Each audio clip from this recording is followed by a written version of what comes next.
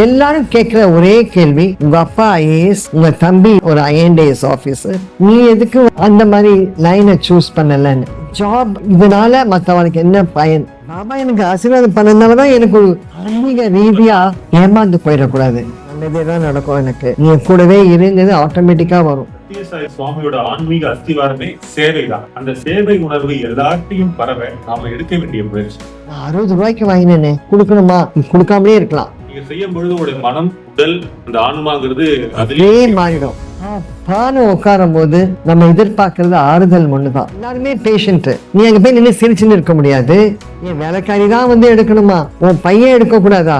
நீ என் கண்ணாடி முன்னாடி பேசிப்ப, இன்னைக்கு நான் என்ன நல்லது பண்ணினேன்? வெறும் நீ சாப்பாடு போட்டு போயிட்டா அடுத்த நாளைக்கு யாரு சாப்பாடு போடுவா? முடியல போட்டு எங்க போகுதுன்னு தெரியாதோட நீ ஒரு அயன் பாக்ஸ் வாங்கி கொடுத்தாலும் சாய்ராம் டிசைட் பண்ணிட்டார், அவர் இத்தனை நேரம் பிறந்திருக்கணும், வளர்ந்துட்டு இருக்கார், ஒரு நாளைக்கு நிச்சயமா வருவார்.